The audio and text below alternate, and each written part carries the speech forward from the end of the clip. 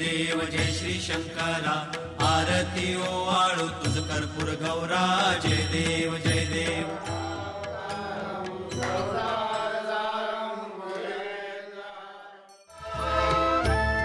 M डाकिनी शाकिनी का समाजै निषेव्यमाणं विशिता शनैश्च सदैव भीमाधिपत प्रसिद्धम तम शंकरम भक्तहितम नमामि. भगवान श्री शंकराच्या जटेतून गंगा प्रकट झाली हे आपणा सर्वांना माहितीच आहे. पण भीमा नदीचा उगम कसा झाला?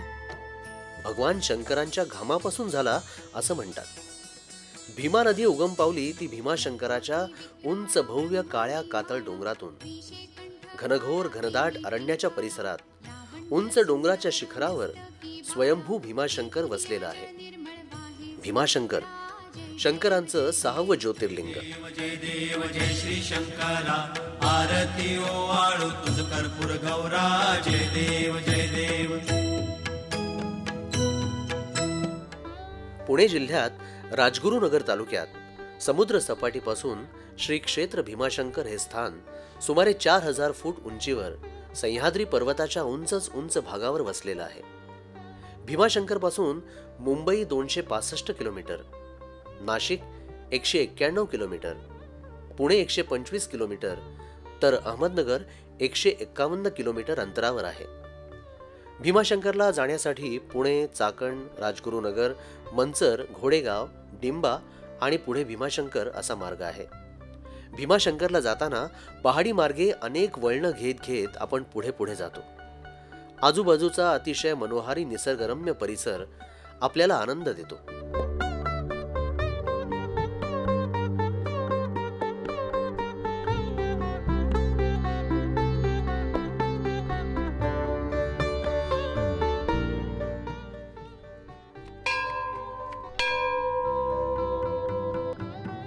भीमाशंकराच्या मंदिराकडे जाण्यासाठी प्रथम अनेक पायऱ्या उतरून खाली जावं लागतं आणि भाविकांना भीमाशंकराच्या दर्शनाची ओढ लागते.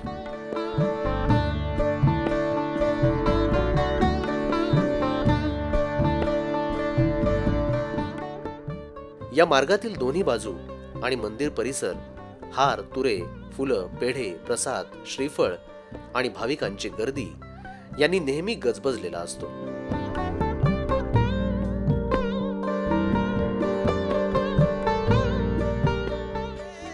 भीमाशंकर मंदिराचे एकूण 3 भाग आहेत.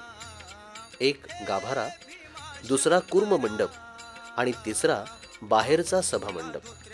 हा सभामंडप इसवी सन 1737 मध्ये पुण्याचे सावकार चिमणाजी अंताजी नाईक भिडे यांनी बांधलेला आहे. गाभाऱ्याचा जीर्णोद्धार करून तो नवीन बांधण्याचं काम सुमारे 250 वर्षांपूर्वी नाना फडणवीस यांनी सुरू केलं आणि त्यांच्या पत्नीनं ते पूर्ण केलं असं म्हणतात. भीमाशंकर देवालयाचं बांधकाम काळ्या ताशीव दगडाचं असून त्याची बांधणी हेमाडपंथी आहे.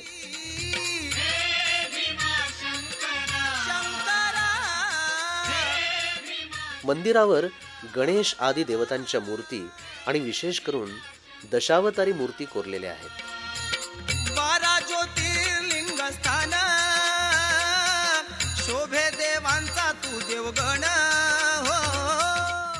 नमामि शमीशान निर्वाण रूपम विभवं व्यापकं ब्रह्म वेदस्वरूपम निजं निर्गुणं निर्विकल्पं निरीहं चिदाकाशमाकाशवासं भजेऽहं निराकारमोङ्कारमूलं तुरीयं गिराज्ञानगोतीतमीशं गिरीशं करालं महाकालकालं कृपालं गुणागारसंसारपारं नतोऽहं तुषाराद्रसङ्काशगौरङ्गभीरं मनोभूतकोटिप्रभा श्रीशरीरम्.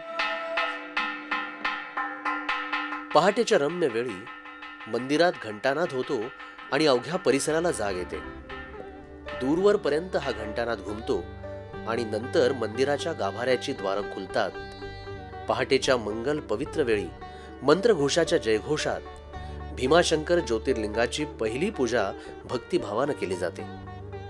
दह्यादुधाचा अभिषेक, फुलं, फळं, साखर, तूप, वेलदोडे, पंचामृताचं स्नान घालून ही नित्यपूजा संपन्न होते. दररोज सकाळ, दुपार आणि संध्याकाळ अभिषेक, पूजा, आरती होऊन नैवेद्य अर्पण केला जातो. पहाटे 4:30 वाजता मंदिर उघडले जाते. 4:30 ते 5 श्रीची पूजा होते. ही पूजा गुरव समाजाकडनं केली जाते. तदनंतर 12 ते 12:30 गवांदे घराण्याची श्रीची पूजा असते. या पूजेमध्ये महानैवेद्य असतो. महानैवेद्य आणि पूजा ही 12 ते 12:30ची असते. तदनंतर दुपारी 2:45 ते 3:30पर्यंत श्रीची दुपारची पूजा असते. ही पूजा गुरव या समाजाकडून केली जाते. त्याच्यानंतर 7 ते 7:30 श्रींची आरती असते. ही आरती कोडिलकर आणि गुरव हे मिळून करतात.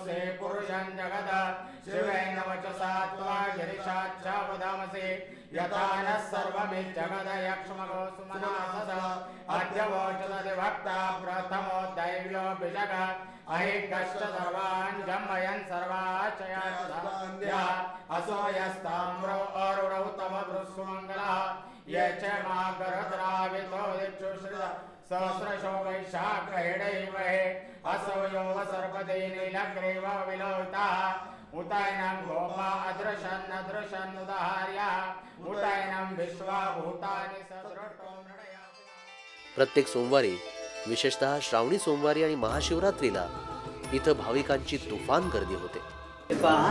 ह्या बाजूला पार्वती आहे, इकडं शंकर आहे आणि इथं गंगा आहे. सतत पाणी असतं. भीमा नदीची उत्पत्ती आहे.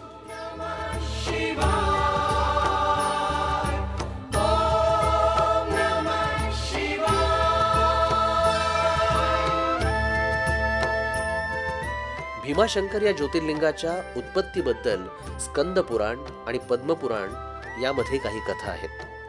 फार पूर्वी त्रिपुरासूर नावाच्या दैत्यानं त्रैलोक्यात भयंकर उच्चार मांडला होता. सगळे देव आणि मानव भगवान शंकरांना शरण गेले. भगवान शंकरांनी रौद्ररूप धारण करून या त्रिपुरासुराचा वध केला. अनेक दिवस युद्ध केल्यामुळे भगवान शंकर खूप थकले आणि विश्रांतीसाठी ते एका पर्वताच्या शिखरावर जाऊन बसले. अत्यंत थकल्यामुळे त्यांच्या अंगातून घामाच्या धारा निघाल्या. त्यातली एक धार वाहत जवळच्या कुंडात गेली आणि त्यातूनच उगम झाला भीमा नदीचा. यावेळी शंकरांनी भीमकाय रूप धारण केलं होतं म्हणून त्या नदीचं नाव झालं भीमा. त्यानंतर शंकरांनी ज्योतिर्लिंगाच्या रूपानं इथं वास्तव्य केलं आणि म्हणून हे भीमाशंकर, श्री क्षेत्र भीमाशंकर. भारतातली ती 12 ज्योतिर्लिंग आहे. 12 ज्योतिर्लिंग त्याच्यापैकी भीमाशंकर हे एक स्थान. ठाणे, रायगड आणि पुणे या 3 जिल्ह्यांच्या सरहद्दीवरती भीमाशंकर ज्योतिर्लिंग हे स्थित आहे सह्य पर्वतावरती. तर याचा पुराणोक्त इतिहास असा आहे, त्रेतायुगामध्ये त्रिपुरासूर नावाचा राक्षस होता. तो या जंगलामध्ये राहून शंकराची तपश्चर्या करायचा. बरेच दिवस तपश्चर्या केल्यानंतर शंकर त्याला प्रसन्न झाले आणि म्हणले, भक्ता मी तुझ्यावर प्रसन्न आहे, तुला काय पाहिजे असलं तर मला सांग. तर त्यावेळेला तो म्हणला की माझं धन संपत्ती संतती सगळं काही आहे, तुम्हाला जर द्यायचं असलं तर मला अमरपद द्या. त्यावेळेला शंकर त्याला म्हणले की पृथ्वीतलावर ते आलेल्या कुठल्याही प्राणीमात्राला अमरपद असं दिलं जात नाही, पण तू मागतोय म्हणून तुला अभय देतो की कुणी तुला मारणार नाही, पण तू जर इतरांना त्रास देऊ लागला तर नाईलाजाने मला दुसरं रूप घेऊन तुला मारावं लागेल. त्याच्यानंतर काही काल गेल्यानंतर त्याला असं वाटलं की मी या 3 लोकांचा अधिपती बनावं, म्हणून स्वर्ग मृत्यू पाताळ ऋषी मुनी देवदेवता सगळ्यांना तो त्रास देऊ लागला.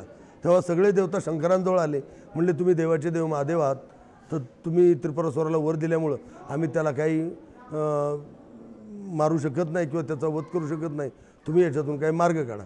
मग त्यावेळेला शंकराला आपल्या स्वतःच्याच दिलेल्या वरावरती स्वतःला क्रोध आला आणि त्या क्रोधातून जे रुद्रावतार निर्माण झाला त्याला भीमरूप असं म्हणतात. जे शिवपुराणात त्याचा उल्लेख आहे, तर भीमरूप असं म्हणतात. तर भीमरूप धारण करून शंकरांनी त्रिपुरासुराशी युद्ध करायला सुरुवात केली.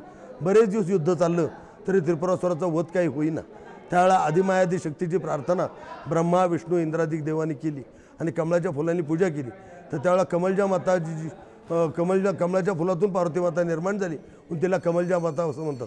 तर कमलजा माता आणि शंकर दोघांनी मिळून अर्धनारी नटेश्वर रूप घेतलं कार्तिक शुद्ध प्रतिपदेला, आणि कार्तिक शुद्ध पौर्णिमेपर्यंत 15 दिवस त्रिपुरासुराचे युद्ध झालं आणि कार्तिक शुद्ध पौर्णिमेच्या दिवशी त्रिपुरासुराचा वध केला. विश्रांतीकरता म्हणून बसले, ज्योतिस्वरूप स्थिर झाले. आता आपण दर्शन घेतलं तर दर्शन केलं तर ते लिंगाला 2 भाग आहेत, एका बाजूला शंकर आहे आणि एका बाजूला पार्वती आहे. अशा पद्धतीचं शिवलिंग आहे, एका बाजूला शंकर आहे एका बाजूला पार्वती आहे.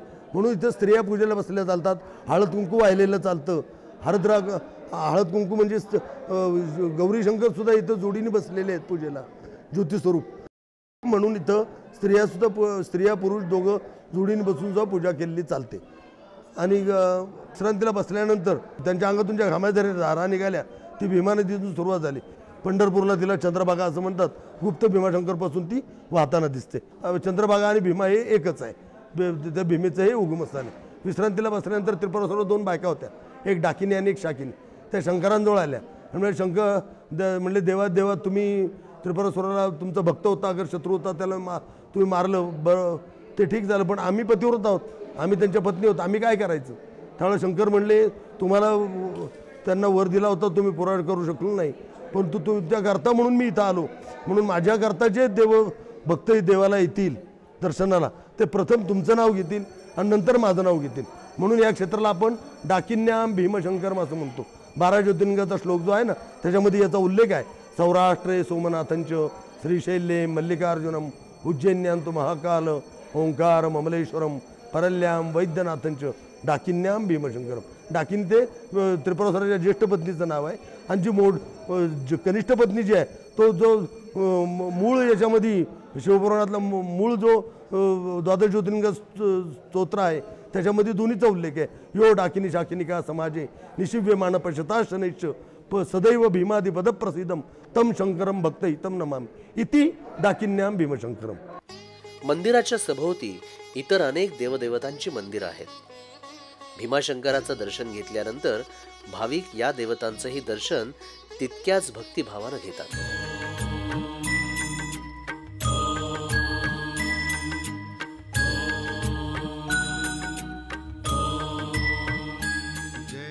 सह्याद्री चैनल के दर्शकों को मेरा नमस्कार. मेरा नाम सत्य प्रकाश है. मैं एक फिल्म कलाकार हूँ, डायरेक्टर हूँ और मैं दक्षिण से आया हूँ. हैदराबाद, चेन्नई, कर्नाटका, केरला और भोजपुरी फिल्में, अंग्रेजी फिल्में और इस बीच हिंदी फिल्में करने का भी मौका मिला. खैर ये तो मेरे बारे में है. आज मैं भीमाशंकर जो कि ज्योतिर्लिंग का 6वां पड़ाव होता है वहाँ मंदिर के नीचे खड़ा हूँ और ये मेरा अदृश्य, यह मेरा सौभाग्य, मेरा मीन्स भगवान का दिया हुआ सब कुछ है कहिए कि सह्याद्री चैनल वालों के साथ बात करने का एक छोटा सा मौका मिला. और जिन लोगों ने मुझे मौका दिया उनको भी धन्यवाद और सारे दर्शकों को मेरा धन्यवाद. भीमाशंकर जो कि मैं अभी ज्योतिर्लिंग का मीन्स करते हुए इस पड़ाव पर आया हूँ, मेरा 4था ज्योतिर्लिंग है. अपने आप में बहुत ही प्रभावशाली, बहुत ही महत्वपूर्ण, बहुत ही श्रेष्ठ और इसके आगे कहने के लिए अब मैं क्या बताऊं. अपने आप में बहुत अच्छी चीज़ है. मैं अभी अभिषेकन करवा के आया. महापूजा जिसमें कि रुद्राभिषेक भी होता है। और यहाँ के जो पंडित लोग हैं और यहाँ के जो स्टाफ हैं बहुत ही मीन्स फ्रेंडली हैं और काफ़ी अच्छी तरह, मैंने तकरीबन 1 घंटा मैं मंदिर के अंदर बैठे रहा और बहुत अच्छी तरह पूजा की। इतना संतुष्ट शायद मैं किसी और मंदिर में अभी तक मैंने ग्रहण नहीं कर पाया। ये ईश्वर का देन है और माता का देन है कि आज यहाँ पर इतनी अच्छी तरह मेरे पूजा होने के बाद आप सारे भारतवासियों से एक छोटा सा मुखामुखी होने का सौभाग्य प्राप्त हुआ। भीमा नदी उगम पावून मंदिराजवळच्या मोक्षकुंडापासून गुप्त झालेली आहे आणि जवळजवळ 3000 फूट खाली खडकातून ती पुन्हा प्रगट झाली आहे। तिलाच गुप्त भीमा नदी असं म्हणतात। मुख्य मंदिरापासून गुप्त भीमा नदीपर्यंत जाण्याचा मार्ग खूप अवघड आहे। उतरणीचा घनदाट जंगलांनी वेढलेला भीमाशंकर हे 136 किलोमीटर परिसरात वसलेलं जंगल अभयारण्य म्हणून घोषित झालेलं आहे। या अभयारण्यामध्ये वाघ, तरस, हरण, सांबर, ससे, मोर आणि इतर अनेक पशुपक्षी आहेत। आणि सर्वात विशेष म्हणजे इथली खार। या खारीला शेकरू असं म्हणतात। या वनात औषधी वनस्पती देखील खूप मोठ्या प्रमाणावर आढळतात। भीमाशंकर या डोंगराचा आकार रथाप्रमाणे असल्यामुळे या डोंगराला रथाचलम असं म्हणतात। भीमाशंकराच्या पर्वतावरील सृष्टी सौंदर्य मनोहारी आहे। इथली हवा आल्हाददायक आहे। या परिसरात अनेक कुंड, तीर्थ, उपवन आहेत। कमलजा देवीचं स्थान, हनुमान तळ, गोरक्षनाथ आश्रम ही त्यापैकी काही।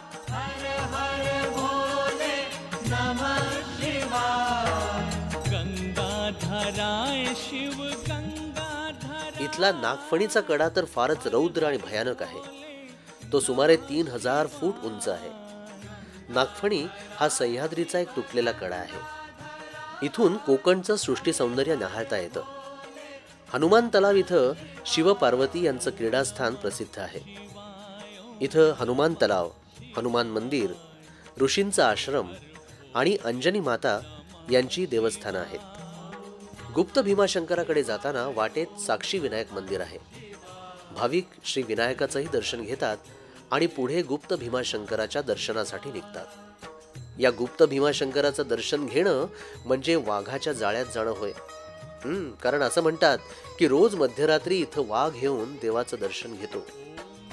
असं असलं तरीही गुप्त भीमाशंकराचं दर्शन घेतल्यानंतर आपल्या मनाला एक वेगळीच उभारी येते, हेही तितकंच खरं।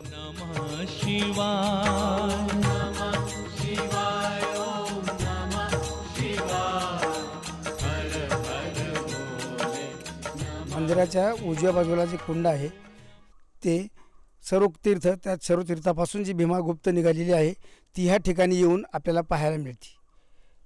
इथे तिचं उगमस्थान मोठं होत होत पुढं चंद्रभागा भीमा नदीला गेलेली आहे।